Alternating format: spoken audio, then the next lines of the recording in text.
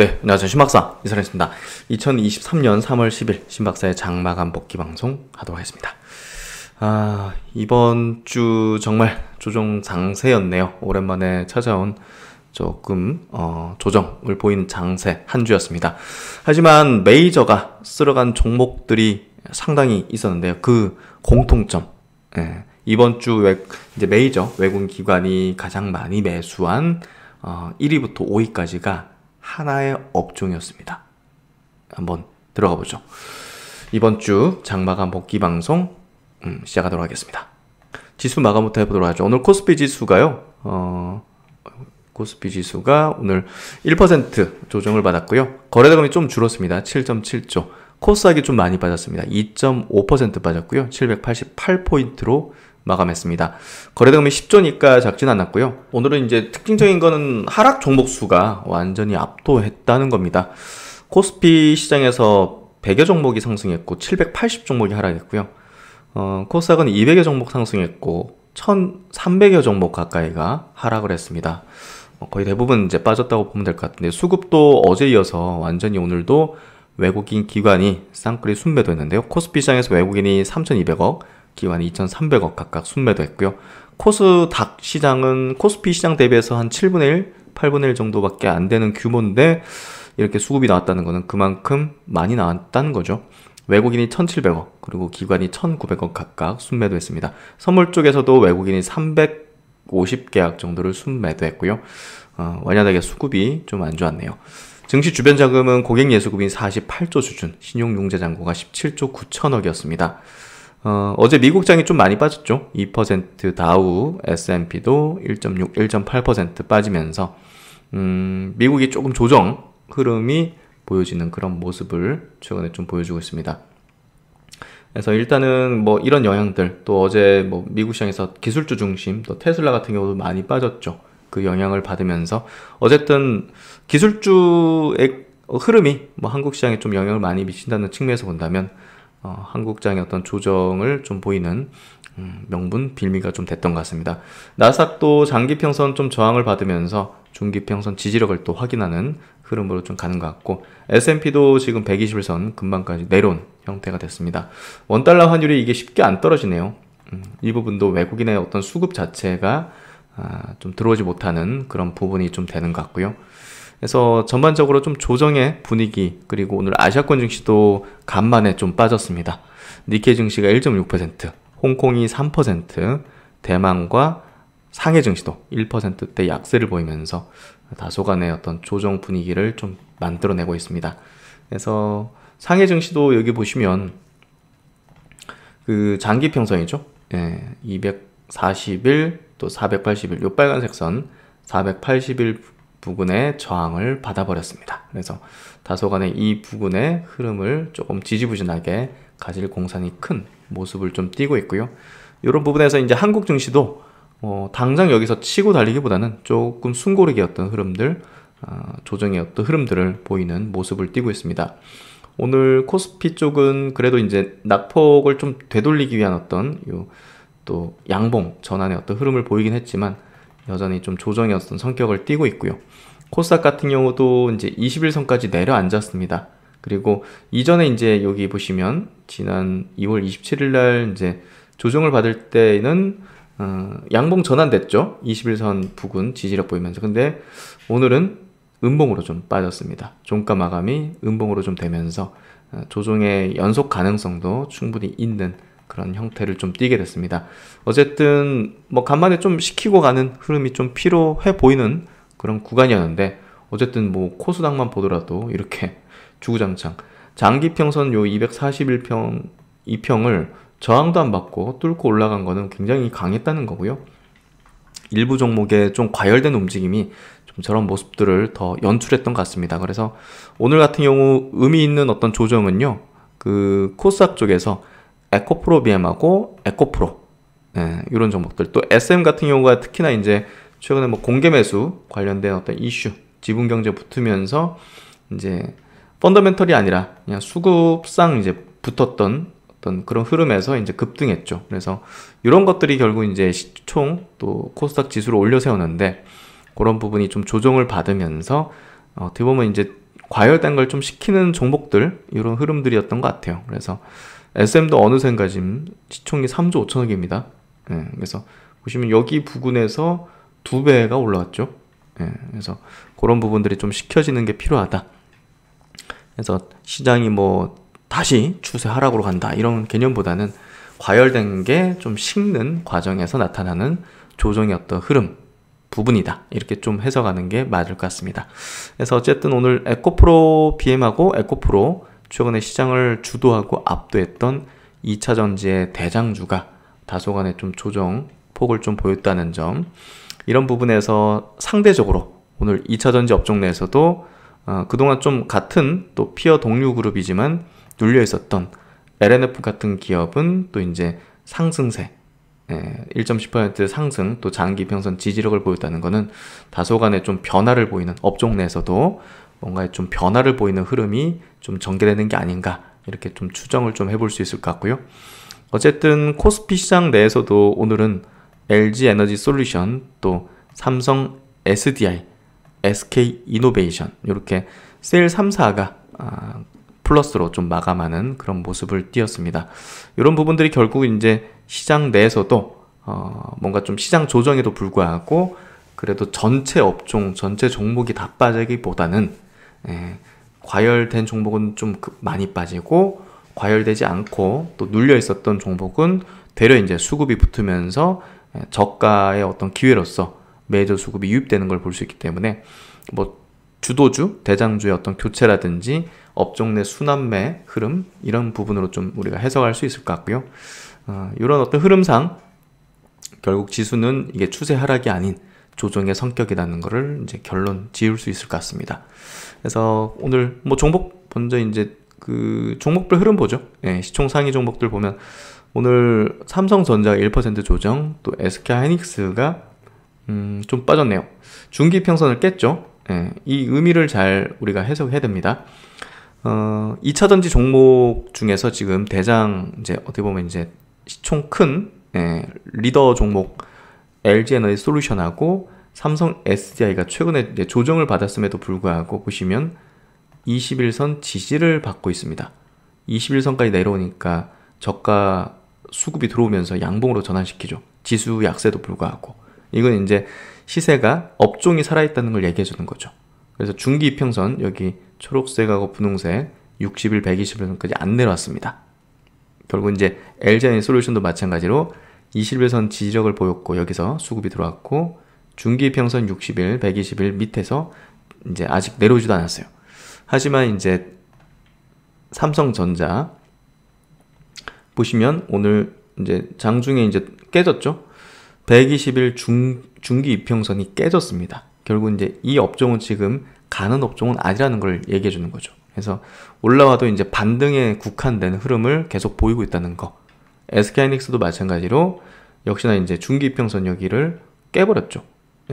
하회했단 말이에요. 여기서 이제 저점을 그래도 여기보다는 돌릴 수 있는 가능성은 있는데, 어쨌든 우리가 지수 조정 때 저가 매수 내지는 이런 어떤 뭐 신규 매수든 저가 매수든 매수할 수 있는 전략을 펴는 업종으로서는 부적합하다는 거죠.